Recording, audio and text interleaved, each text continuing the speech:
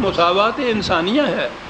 یہاں مال و دولت سے کوئی غرض نہیں ہے، نہ مجھے اس سے واسطہ ہے کہ یہ کیا کام کاج کرتے ہیں. مجھے تو اس سے غرض ہے کہ خلوص دل سے، سلیم قلب سے کون آتا ہے اس کی طرف، کون اس پر غور و فکر کرتا ہے، کون اس کو قبول کرتا ہے. وہ چھوٹا ہو بڑا ہو، میرے نزدیک تو سب یکساں ہیں. اور وہ جو جماعت متشکل کرتے تھے اس میں بیشتر یہ چھوٹے درجے کے لوگ جنہیں کہا جاتا ہے وہی ہوتے تھے. سارے قرآن میں یہ چلا آ رہا ہے. اب یہ جو سلسلہ رشد و ہدایت ہے اس کا مسلک یہ ہے. انبیاء کرام علیہ السلام ان کی روش یہ ہے. قرآن اس کی تائید کر رہا ہے، بتا رہا ہے، واقعات ایک ایک نبی کے ذکر کر رہا ہے. تو کیا نبی اکرم صلی اللہ علیہ وسلم کی یہ کیفیت ہوگی کہ بڑے بڑے لوگوں کے پیچھے یہ پھر رہے تھے جو مستغنی تھے؟ قرآن کہتا ہے جو مستغنی تھے.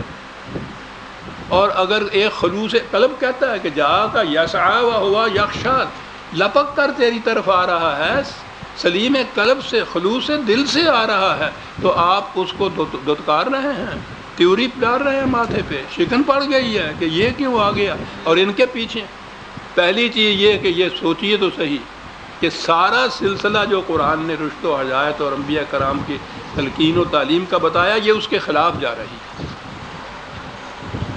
نبی اکرم صلی اللہ علیہ وسلم خاتم النبی، اتنا بلند مرتبہ حضور، ان کے متعلق یہ چیز کہ آپ نے یہ کیا ہوگا. میں عرض کر رہا ہوں تدبر پہلے چیز، تدبر کی روح سے یہ چیز سمجھ آ جائے گی کہ یہ قرآن کے خلاف ہے، حضور کی سیرت کے خلاف ہے. اور نبی اکرم صلی اللہ علیہ وسلم نے کہ وہ انکا لعلی خلق عظیم، خود حضور کے متعلق ویسے بھی کہا ہے. انبیاء تو ویسے ہی خلق عظیم پہ ہوتے تھے، قرآن حضور کے متعلق تو خاص طور پہ کہا ہے خلق عظیم کا حامل.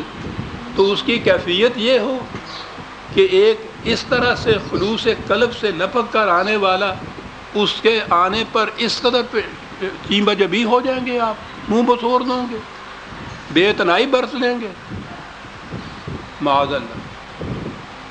تو گویا پہلی ہی قدم اول میں جب ہم نے یہ تدبر کیا اور قرآن کی روشنی میں ہم نے اس پہ غور کیا تو نظر آیا کہ نبی اکرم صلی اللہ علیہ وسلم معاذ اللہ کبھی ایسا نہیں کر سکتے.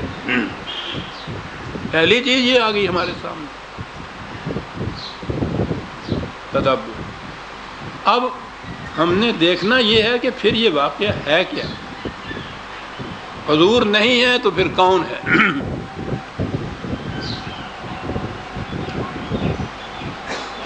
اس کا مفہوم کیا ہے اس آیت کا؟ قرآن نے تو یہاں سے بات شروع کی ہے عبس و تولی سے، فاعل نہیں بتایا عبس و تولی، کس نے یہ کیا ہے نہیں بتایا ہے. پہلی چیز تو تدبر سے یہ ہوئی کہ حضور نہیں ہے، کم از کم سیدھی بات یہ ہے کون ہے. وہی دوسرا طریقہ جو ہے قرآن سمجھنے کا، تصریف آیات. دوسرے مقامات میں دیکھیے کہ کیا آیا ہے قرآن میں، کیا اس سے اس پہ کچھ روشنی پڑتی ہے؟ یہ یقیناً قرآن کا دعویٰ ہے کہ تصریف آیات میں سے میں اپنا ہر مقام سمجھا دیتا ہوں. آئیے دیکھیں تصریف آیات سے. عزیزان مان، میں پھر وہ بڑا تعصب جو بار بار میں دہرایا کرتا ہوں، قرآن کے نسخے آپ کے ہاتھ میں ہوتے، آپ کے سامنے آیات ہوتی تو بات سمجھ میں آپ کی آتی. پھر یہ طریقہ بھی سمجھ میں آپ کے آتا کہ تصریف آیات سے ہوتا کیا ہے، کیسے بات سمجھ میں آتی ہے. بہرحال یہ تو آپ کا کام تھا، میرا فریضہ تو پیش کرنا تھا. اور میں خاص طور پہ اس لیے کہہ رہا ہوں کہ شاید ان باتوں کے دہرانے کا پھر وقت نہ آئے، آپ کو افسوس رہ جائے گا. تو کم از کم نوٹ تو کہیں کرتے چلے جائیے، حوالے تو کہیں لکھتے چلے جائیے، بعد میں آپ کے کام آئیں گے. قرآن کیا بتاتا ہے؟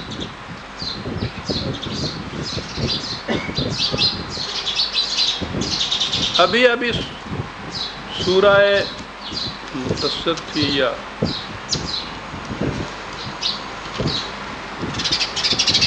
جی ہاں، سورہ مدثر 74ویں سورت.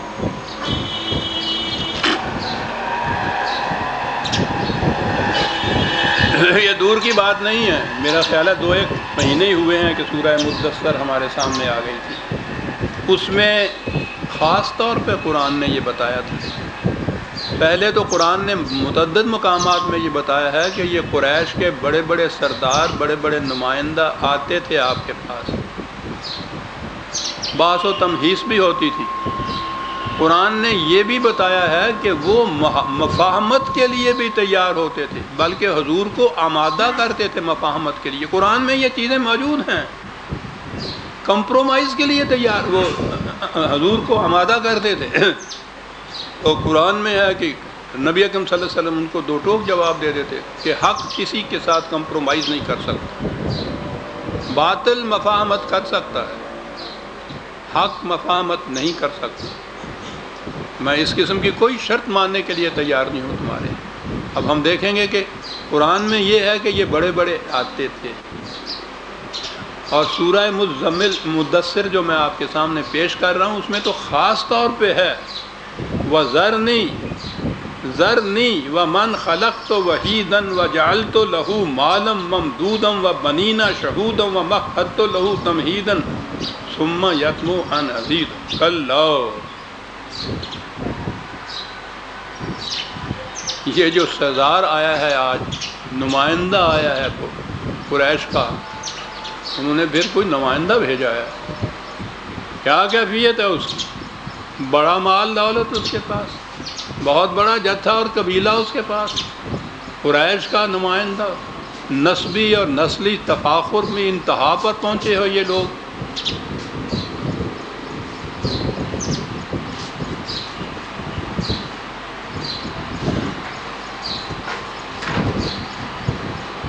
قرآن نے یہی باتیں اس کی بنائی ہیں کہ یہ سارا کچھ اس کے ذہن میں ہے۔ میں یہ عرض کر دوں کہ یہ جو نبی اکرم صلی اللہ علیہ وسلم اور یہ قریش کی کشمکش تھی، قریش کچھ ایسے مذہب پرست لوگ نہیں تھے، بڑے جسے کھلے ڈلے کہنے نہیں، یہ اس قسم کے لوگ تھے، مذہب کے معاملے میں بھی اس قسم کے لوگ تھے۔